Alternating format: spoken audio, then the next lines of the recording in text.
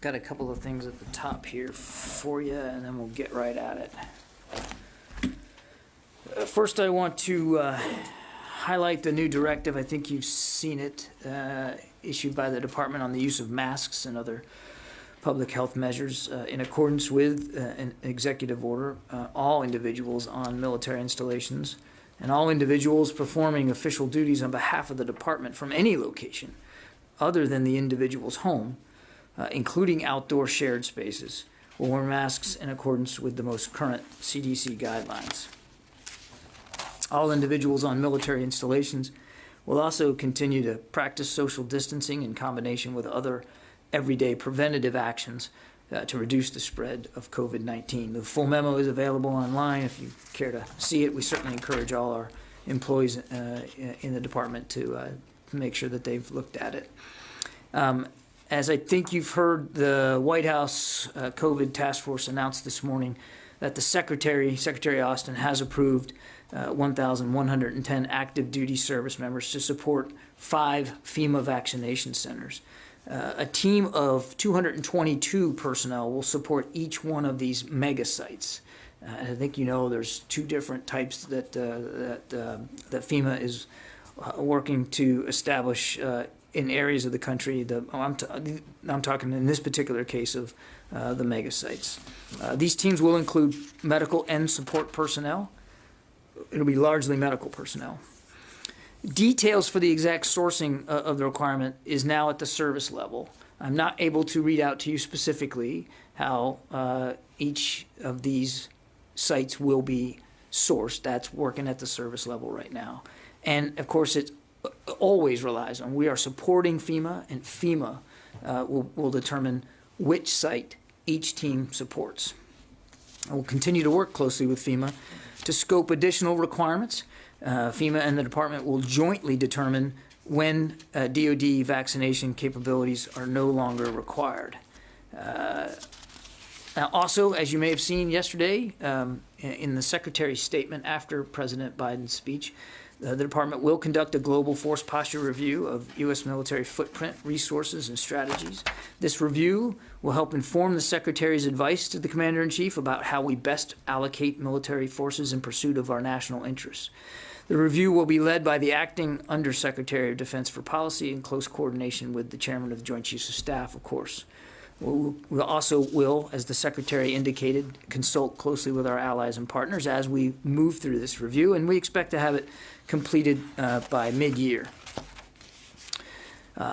For a couple of readouts. Earlier this morning, Secretary Austin spoke with His Excellency Ashraf Ghani, the President of the Islamic Republic of Afghanistan, to reaffirm the United States' commitment to an enduring U.S.-Afghan partnership. Secretary and President Ghani discussed the shared sacrifices of U.S. and Afghan forces in the field and the importance of the Afghan peace process and the imperative for a negotiated settlement to end the war. In closing, both the Secretary and President Ghani emphasized the importance of seizing this opportunity for peace. This morning, Secretary Austin also hosted Avril Haines, the Director of National Intelligence. The two spoke about the importance of collaboration between the Department of Defense and the intelligence community. Director Haines also had a chance to meet with Chairman Milley as well as senior intelligence officers of each service. Lastly, the Secretary met with the chiefs in the Joint Chiefs Conference Room, colloquially known as the Tank. Met with them this morning.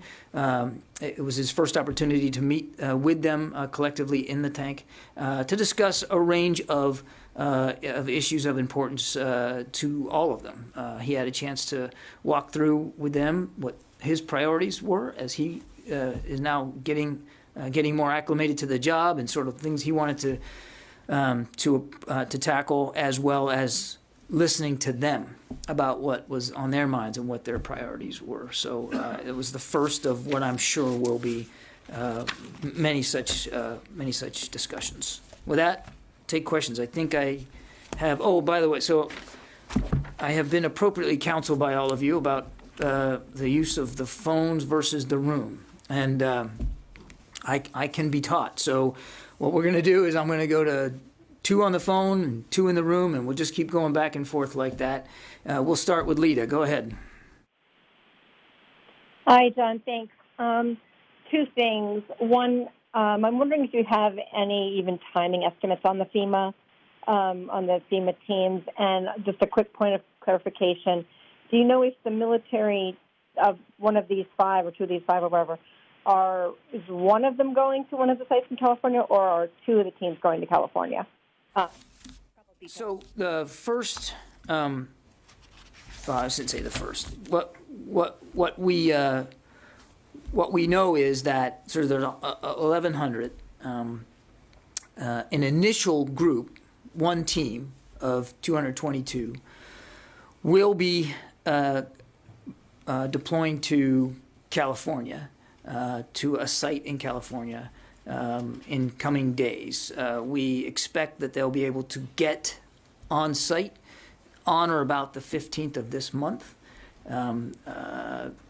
But I would refer you to FEMA to speak specifically to what location that is. Now that's just one team of this initial tranche of 1,100 personnel. We're still working with FEMA to determine what those other teams, what sites those other teams will go to, and in what order. In other words, what the timeline is. What I can tell you is the first team of 222 will be going to a site in California. Does that answer your question, Lita? Yeah. The second one was actually Saudi Arabia.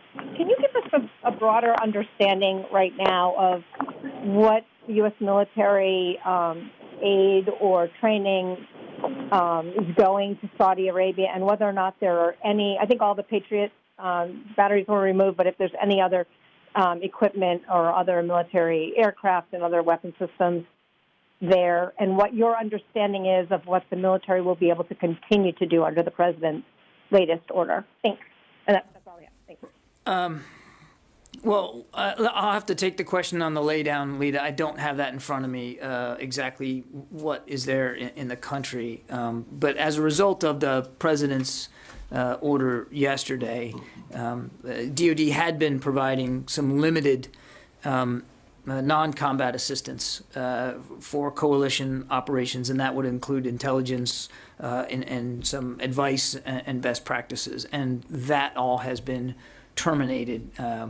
But Saudi Arabia remains a partner in terms of combating terror in the region. The president's order was very much directed on the coalition efforts in Yemen, and I would stress that this will be an interagency process, figuring out how we're going to go forward on this, and we certainly wouldn't want to get ahead of any decisions that haven't been made yet.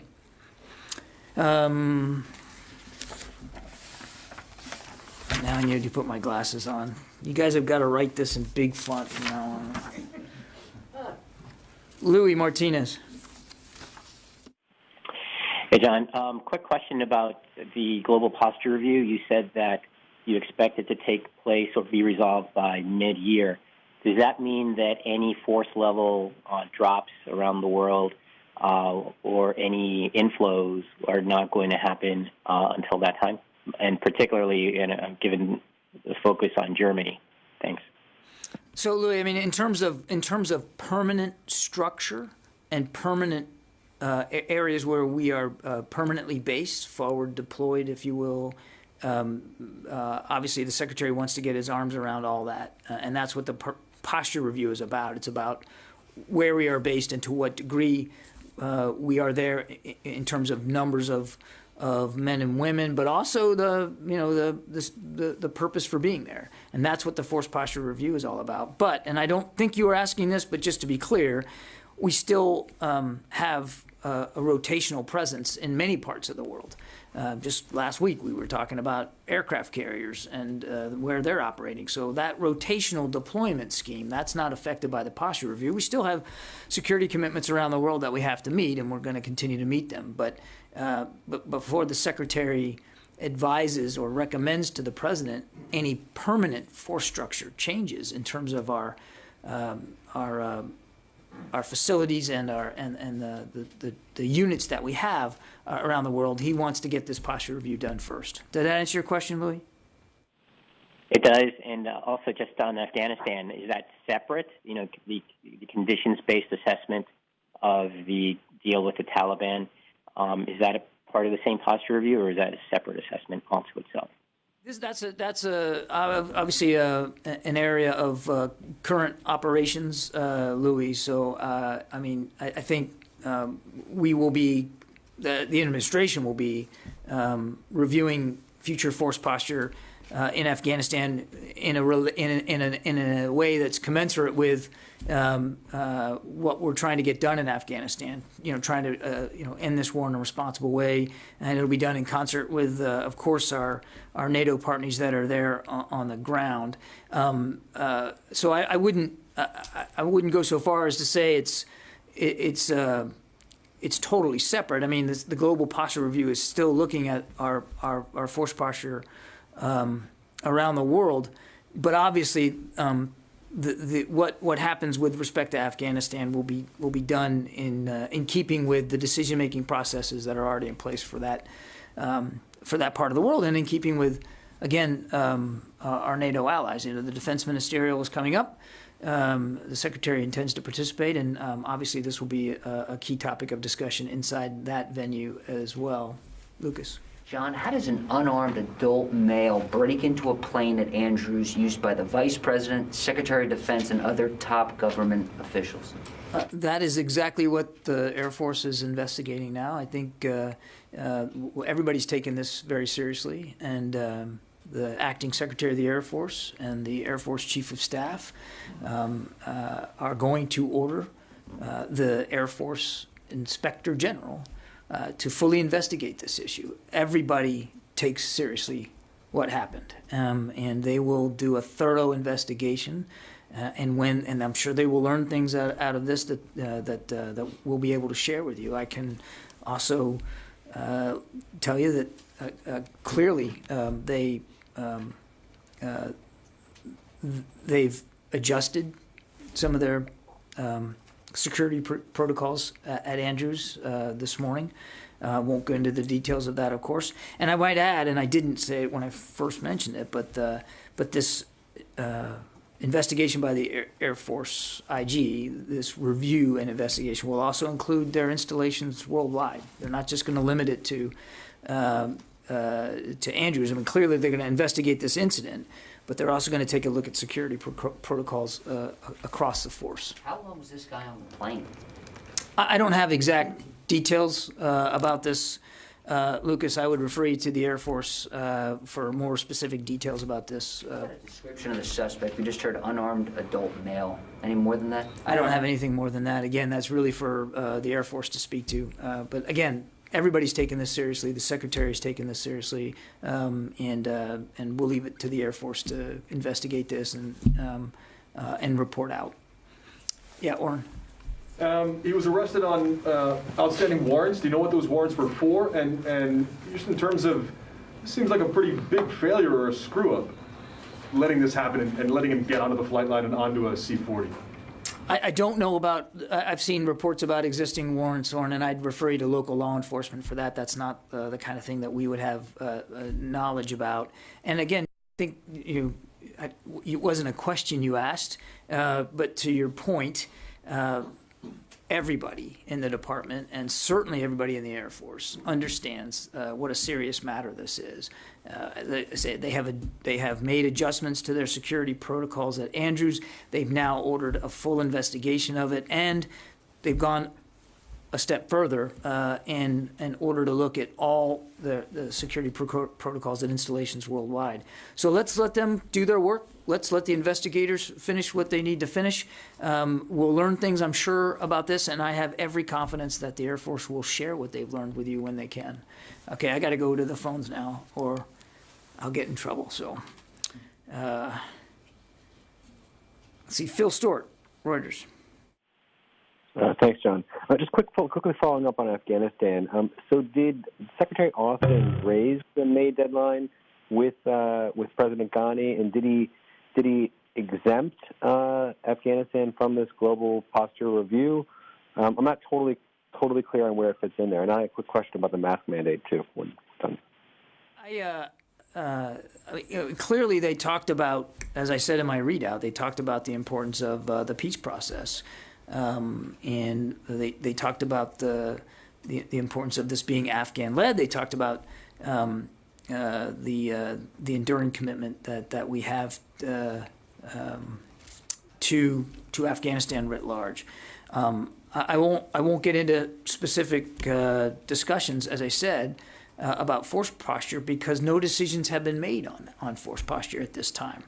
And when I think I don't want you to get hung up or wrapped around the axle on whether Afghanistan is or is not in the global posture review. I mean, we have to, as an administration, we have to decide, and we are reviewing what we're doing in Afghanistan. We're reviewing the Doha Agreement. We're reviewing the compliance with the Doha Agreement. We have recommitted ourselves to a political solution. We don't believe there's a military solution. And that process of review is ongoing. Will it inform or potentially inform the global posture review? Possibly. But I don't think, I would not, I don't think it's useful to think of this in a binary way. It's in or it's out. There is an interagency process going on to review what our future is going to look like in Afghanistan. We've already said that while no decisions have been made, that decisions will be conditions-based. And to the degree that that work informs the posture review, well, that's to the benefit of the posture review. But we just, I mean, I wouldn't try to look at it in such a binary way. Does that answer your question, Phil?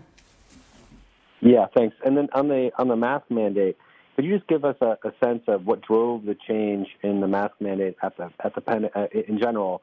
And is there going to be an exception made for all briefers, including yourself? What drove the mask mandate was the President of the United States, who issued an executive order that there was going to be the wearing of masks on all federal properties, and you're on federal property right now. So that's what drove it, was the President's executive order. Although I would hasten to add that the Secretary fully supports that. I have. As my colleague at the White House has, I have a waiver to not use a mask for the purposes of briefing you, to make sure that we're doing it with clarity and concision. So I wore it on the way up here, and I will wear it on the way out and for the rest of the day. But in the act of conducting a press interaction like this, I have been given a waiver not to wear a mask. Let's see. Dan Lamoth. Yes, thanks for your time. Two follow-ups on the stand down related to extremism. The first one, we've seen these in the past for other issues like sexual assault and suicide, but on a force-wide level, can you provide some context for how frequent they are, maybe other issues where it's come up? And then second follow-up, we've seen a number of critics suggest in the last couple of days that this extremism focus in the military amounts to sort of a political litmus test to root out conservatives. Can you just address that in general? Thanks. Yes, sir. Can I just ask you for clarification on your first question? How frequent are stand downs? Is that what you're asking, Dan? I'm aware that they're common in general, sort of, within units, within the service, but I'm talking the force-wide, DOD-wide level stand downs that we're seeing this time. Dan, I will. I'm going to have my staff. We'll take your question technically because it's a good one, and I don't have that kind of data in front of me. I don't even know if it exists. But so let me get back to you on that. But I won't challenge your assertion that they are rare. DoD-wide stand-downs are not something that we do frequently or often, and I think in this case it points to the seriousness with which the Secretary and the leaders here at the Pentagon are taking this particular issue. But I owe you a better answer on frequency. On your second question, the argument that this amounts to some sort of political litmus test, that is absolutely unfounded and untrue. First of all, we have this isn't sadly is not an issue that we haven't dealt with or tried to deal with in the past. I mean, one of the last instruction that was written on this, and I think I've talked to you about this, was, back in 2012, and I assure you that this issue predates 2012. You heard the Secretary himself talk about when he was in command of the 82nd Airborne down in Fort Bragg, an issue they had with skinheads in the unit. And that was when he was a lieutenant colonel back in the mid-90s. Sadly, this is not something that is new. That said, and as I mentioned the other day, I think the events of January 6th certainly galvanized a sense that it is still in the ranks, still a problem, we, as evidenced by the events that day, we've got to, we've got to take a turn in terms of rooting it out. So it's not about politics. We encourage our troops to vote. We encourage them to register with the political party of their choice. We go out of our way to make it clear that they get a vote, they get a voice in the political electoral process in this country because they're American citizens. It's not about what you believe. It's about what you do with those beliefs. It's about how you act with those beliefs. And when you start acting on those beliefs, whatever they are, and not all extremists in the military are motivated by politics, but whatever the motivation is, when you violate good order and discipline, when you violate the UCMJ or you violate civil laws, then we got a problem. And that's what the Secretary is trying to get after. I will say, and I will say this every single time I get asked about this, because it's really important. The vast, vast majority, the 99.9% of men and women that are serving in the military do so with honor and character and integrity and are upholding our values every single day. And they're putting themselves in harm's way. And sometimes they're doing that right here, not very far from where we're standing. And I think it's important to understand that this is not, while it is troubling, and while we are worried that the numbers may be more than what we'd be comfortable seeing them be at this point. I mean, obviously the number should be zero, but I'm saying that the numbers may be bigger than what we may think. That's what the Secretary wants to get after. It doesn't mean that it's not still a problem worth going after. It doesn't mean that even though the numbers may be small, that it's not an insignificant issue to deal with. Did that answer your questions, Dan? Yes, thank you. Okay. Tom? John, I want to get back to Saudi Arabia and what you said about you're going to start providing intel and also best practices. I understand the intel was basically defensive in nature. Someone's going to shoot a missile, the Houthis going to shoot a missile at Saudi Arabia, and the best practices included how to prevent civilian casualties. So if you're getting away from both, won't it make matters worse with harm to civilians and so forth by getting rid of that assistance? We have made it very clear over a long period of time that we need to see a more serious effort by the Saudis to address the problem of civilian casualties. Again, I wouldn't get ahead of an interagency process on this, on sort of what's the next steps. Clearly, one of the things driving this decision by the administration is the humanitarian crisis in Yemen and how serious it is. And I would also remind you, Tom, that our support to Saudi Arabia isn't just military. I know that's what we're here talking about, but there's other components to the bilateral relationship with Saudi Arabia. And Saudi Arabia does have a legitimate right to self-defense. And they have suffered attacks on that southern border. There's no question about that. What we're talking about here is coalition offensive operations in Yemen, operations that the administration believes have contributed to and made much worse what is already a human catastrophe. And again, I don't want to get into any more specifics other than to say that DOD, we have a role in the president's directive, and we're going to carry that out. We also have a role, and we'll carry out the interagency discussion going forward on this, and what the outcomes look like long term. Do you see how it can make matters worse if you're not providing assistance on how to prevent civilian casualties? and you're not providing specific intel that would help Saudi, they're going to go after this problem anyway. And it could be worse without that key support. Yeah, again, I take the point. I take the point, and everybody's concerned about civilian casualties, and that has been expressed to the Saudis. I don't want to get ahead of future decisions. Laura? So just one follow-up on Yemen, and then I have a different question.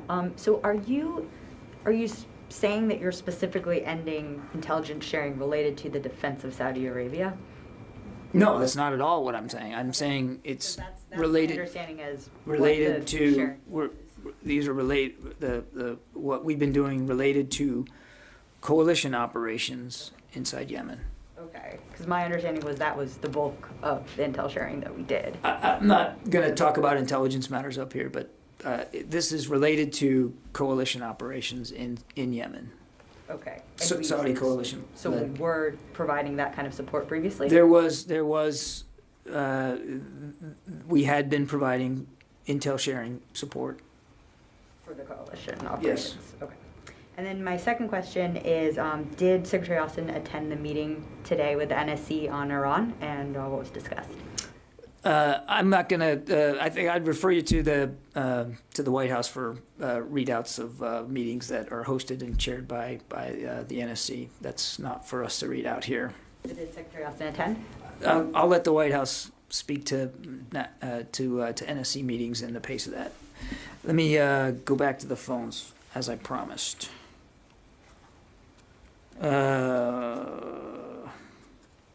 Todd from Military Times. Thank you. You've answered my questions already. Thank you. Good. Okay. Bonus. Let's see. Jeff, task and purpose. Thank you. The Air Force just put out its statement that it's ordering a review of security worldwide following this intrusion. I'm wondering, what is it about this particular incident that warrants some kind of worldwide evaluation when it hasn't happened in past intrusions, like when the security forces airman put 5 rounds through a door because he couldn't open it? That's a question that's really better placed to the Air Force. It was the acting Secretary of the Air Force and the Chief of Staff, General Brown, who ordered this review of security protocols worldwide, and I think the Secretary has full trust and confidence in their ability to take a look at what they believe they need to look at for security purposes, and we would refer you to the Air Force for more on that. Let's see, Jared from Al Monitor. Track how many service members are declining the COVID vaccine, but we've learned there's actually a form, DHA 217, that each service member has to fill out, DHA form 207, indicating whether they have the vaccine or not. Given that, can you give us updated numbers on how many service members have declined? Jeff, I'm sorry, but I only caught the last 5 seconds of that question. So can you repeat it for me? Oh, sure. Previously, we've been told that the Defense Department doesn't track the number of service members who've declined getting the COVID vaccine. We've learned there's actually a form called DHA Form 207 that service members have to fill out, and it indicates whether or not they accepted the vaccine. So given that data is available, can you provide us an update on the number of service members who are refusing to get inoculated? I have an update on that, Jeff, and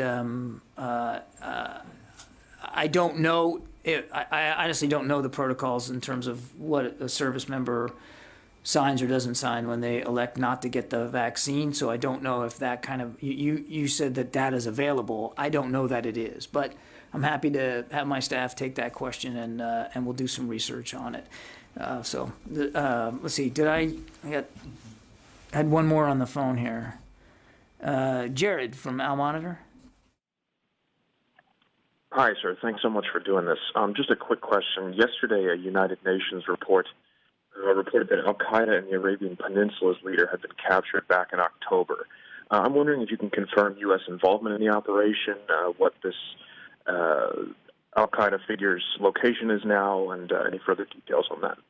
I'm afraid I can't help you with that from the podium today. Again, we'll take that question. I'd also refer you to Central Command. Perhaps they can help you better, but I'll pull the string here and see if we can't be useful, but again, I think CENTCOM's probably the best place to go. Yeah, go ahead.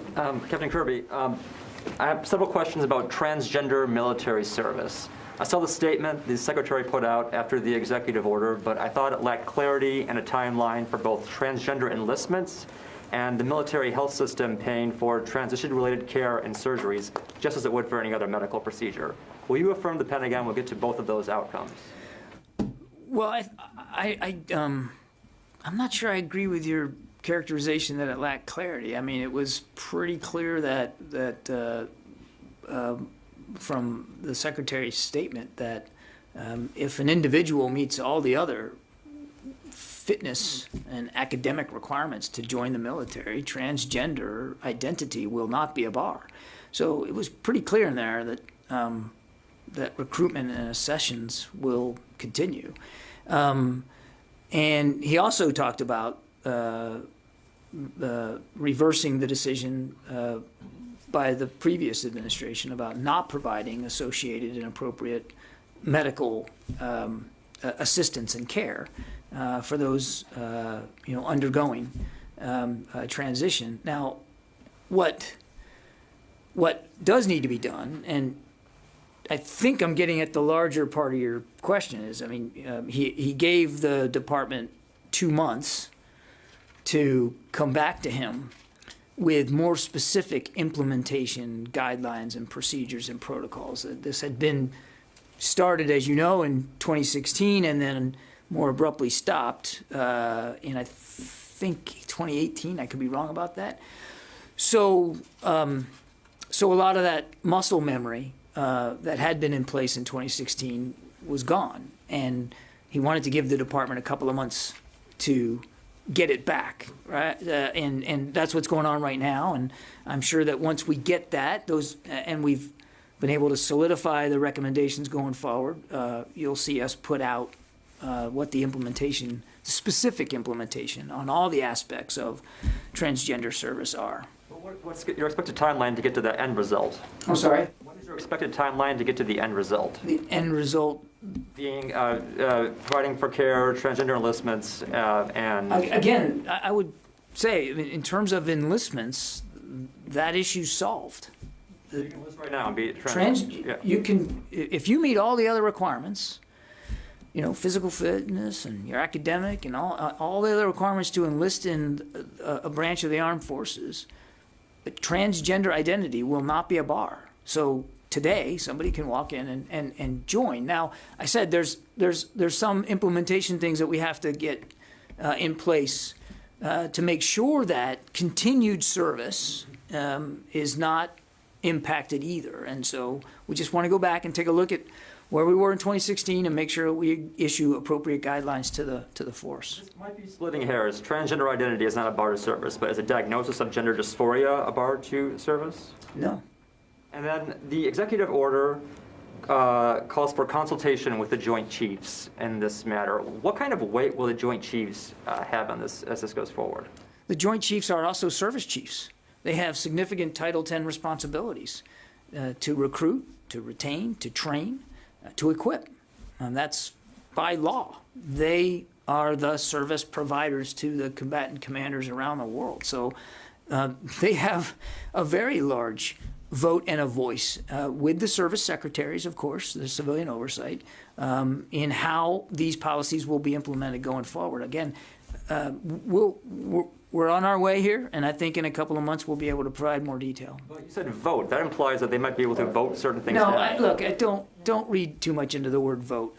What I meant was they have a voice in the policymaking process. They are integral. The service secretaries and the service chiefs are integral to implementing and executing the policies that the secretary has now ordered.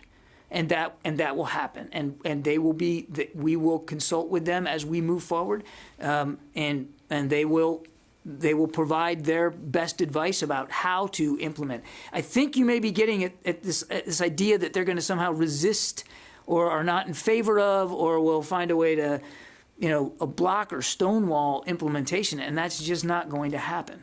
That's just not going to happen. I know somebody wants to move on. I have one last question. Did this issue come up today at all in the tank? And who is spearheading this effort? I'm not going to read out specifics of the discussions between the secretary and the service chiefs in the tank. But I think I can be wrong about this, so check me. But I think in the memo that the secretary signed, he put the dot on the Undersecretary of Defense for Personnel and Readiness to lead this 60-day implementation review. Tony? Can you talk about the cost to mobilize the 26,000 National Guardsmen and women to protect us from extremism? What's the going bill right now? I heard it's about $480 million to $500 million. I think the Army put out a number on that. They didn't put out anything. They've deferred to you, I guess. I don't think I have that figure here. Let me just check. But I think we can get it to you, Tony. I'd like a breakdown too. I think, well, the public. I'm sure you would. You know, is that incurred costs or is that an estimate through April or through how long they're going to be? Yeah. Tony, let me get back to you. Another taken question. I think that's an easy one. I just don't think. China, USS McCain transit question of the. Did General Austin, Secretary Austin sign off on the McCain's transit of the Taiwan Strait and then going into the South China Sea, or was that a pre-planned Indo-PACOM exercise? It did not require a specific sign-off by the Secretary of Defense. Okay, thank you. All right, let's go back to the phones. Follow up on that. Why are you still doing those operations, John? Why are we still doing those? Well, I mean, we have an obligation, have many obligations in the Indo-Pacific theater. One of them is to, of course, reinforcing and supporting the navigation rights and freedoms of all countries in accordance with international law.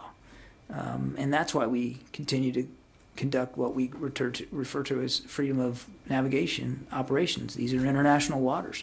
And I think it's important, we believe it's important, to demonstrate that we support the idea that these are international waters and that we, like every other nation, has the right to operate, to sail, to fly in international maritime space and airspace. Okay. Jillian. Hi, thank you so much. I do have a question about those mass vaccination centers that were announced today. Do you have any idea where the troops will be coming from? What bases, what installations, what locations around the country? And do you have any idea of, you had mentioned 2 of the 5 will be in California. Where are the other 3 to start out with? I'd refer you to FEMA for specific locations. What we can say today is that the initial, the part of the initial group of 1,110, so roughly around 222, that initial tranche, will be going to a site in California. I would refer you to FEMA to talk specifically about what site that is. And as for what units are represented in this initial group of 200 and where they're coming from, I don't have that information right now. As I said at the outset, the military services are sourcing that right now, and I'm sure when we have more information about that, we should be able to provide it. I don't think that would take very long either. As I said, the goal here is to get this initial team of 200 on site on or about the 15th of the month. So, a little bit more than 10 days away. Dan. Going back to the earlier question about extremism in the ranks, where do you draw the line, right? So if a service member is, for example, expressing their views that the current president wasn't somehow legitimately elected, versus maybe someone who's actually advocating violence. Do you draw the line at advocating violence? Extremism is a hard thing it's subjective, obviously. So you've hit on something that's really important, Dan, and that's how you get your arms around this problem. And one of the discussions that in the meeting earlier in the week that the secretary had with the chiefs and the service secretaries was exactly that. What are the definitions? The definitions that we're operating under now were based on 2012 instruction, and so do we need to revisit that? Does that still apply? And I think those are the questions. You're asking the very same question that the secretary and the chiefs are asking. How do you define it? But to your other point, Dan, it isn't about what you've internalized. It's how you externalize those beliefs, and when the externalization of those beliefs threatens or does harm, when it affects the good order and discipline of a unit, then it becomes something that leaders have to have accountability measures in place to deal with, and so that's to you ask me where do you draw the line. That's where we are currently at. But again, in terms of what is and what isn't, extremism is something that I think that we all agree we need better definition on, and I don't just mean that in the vocabulary sense of the word. Sorry, one separate question on the vaccinations. I understand you can't say how many people have decided not to do it, but at what point, is there a concern that you don't get enough of the personnel vaccinated and you actually can't protect the force if enough people decide not to do it? We have to remember it's a voluntary vaccine. And we have to be mindful of that. We want, obviously, to protect everybody in the force. And we want them to have the opportunity to make this decision for themselves. I can tell you that as of today, as the 5th of February, we've administered 76.4% of all the vaccines that we have on hand. So it's a robust process, and it's getting more robust every day. And clearly we have to balance our legitimate concerns for health of the force and readiness with the fact that these individuals have a right to say that they don't want it. But I'm not a clinician and not a doctor, so I can't tell you that a certain number at a certain percentage all of a sudden gets us there. But we're making a very concerted effort, and as I said, it's getting more refined and better every day. But we're making a very concerted effort to make the vaccines available to as many people in the workforce as we can. So can I do a quick follow-up on extremism? Those 2012 regs you talk about, so you can be a member of one of these groups, right, but not an active member. Is that something you're going to look at, that maybe you shouldn't even be a member of one of these groups? I think it's safe to say that the Secretary wants the leadership here to look at all components of this, and I certainly wouldn't rule that out as one thing that they're thinking about is how do you get your arms around membership in these groups. You're right. Right now, membership is not considered inconsistent with service in the military, and it really is about what you do with that membership. I'm not going to be predictive one way or the other about where this discussion is going, but I think membership in these groups is certainly something that I would expect for them to look at. Yeah. Can you please be more specific about the nature of assistance you'll continue to provide to Saudi Arabia to defend its borders? And second question, what level of cooperation you expect from Saudi Arabia and UAE in the Pentagon's operation against Al-Qaeda in the Arabian Peninsula? Of course, in the light of right. Actually, that's a good point. I mean, I should have said that at the top. That the U.S. operations against ISIS and Al-Qaeda will continue, that this decision is not affected by that. I think you're asking the same question Lita asked about the panoply of things that we still cooperate with Saudi Arabia with in terms of a bilateral military-to-military relationship, and I'm just not equipped right now today to answer that. So we will get it to you, just as we promised to get it to Lita. Let me go back to the phones here.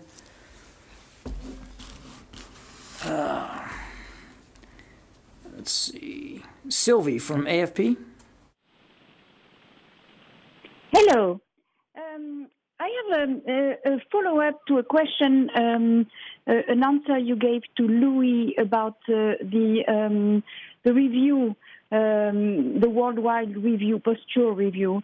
Do you know how many troops, U.S. troops, are actually in Germany right now, and if any withdrawal started already under the previous administration?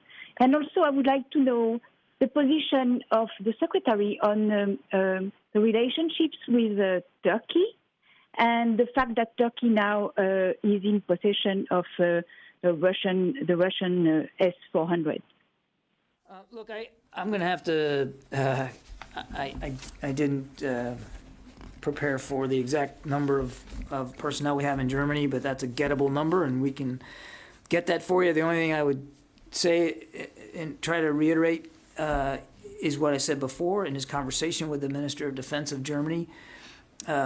He made it clear that while no decisions have been made yet, whatever decisions are made about our troop levels there or anywhere in Europe, and we're going to make those in consultations with the governments concerned. We're grateful for the support that the German government continues to give us and has given us for so many years.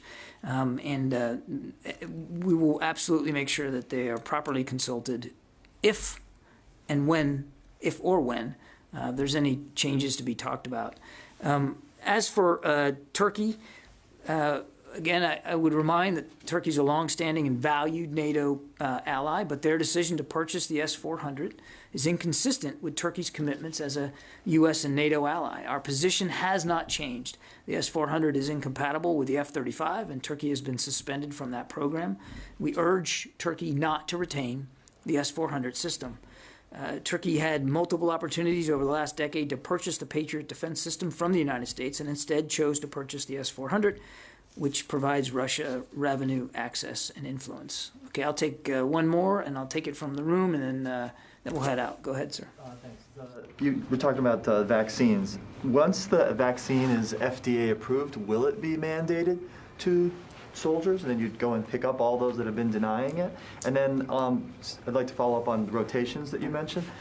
So rotations are going to be continuing. And in Europe specifically, does the Secretary agree with what Secretary Esper said last July, that more rotations should be happening in Eastern Europe? And are those conversations ongoing, or are they going to wait until the 6-month review finishes? I don't know of any changes to rotational deployments to Eastern Europe, and I have nothing in terms of future decisions to announce with respect to that today. On your other questions, a hypothetical, I don't want to get ahead of FDA certification of the vaccine. If it becomes a certified FDA-approved vaccine, then I'm sure that medical policy in the military will adjust to that. What that looks like exactly, I'm not at liberty to say today. Right now, it's being offered on a voluntary basis, and we're going to have to, we are going to continue to respect that. Okay, thanks everybody. DC, who's footing the bill? How did I not know that you were going to just jump right in there? Who's footing the bill, what? For the National Guard in the nation's capital. I would refer you to the Army for that. I don't have the specific information about the budget process there, but the Army could probably better answer. And when are they leaving? As I said before, and the Secretary made this case when he was up on Capitol Hill visiting with guardsmen, that we don't want them to perform this mission one day longer than they have to. And we are proud of them, and we are grateful for what they're doing, leaving their families and their jobs, and guarding our Capitol grounds in some cold, nasty weather. And it was inspiring, at least for me personally, to see them out there. It makes you proud, but we don't want them there one day longer than they need to be. And as I told you before, as long as the Secretary believes there's a valid requirement that we have to meet at the request of federal and local law enforcement as well as the city, we're going to do that. Okay, thanks everybody. I appreciate it. Thank you so much.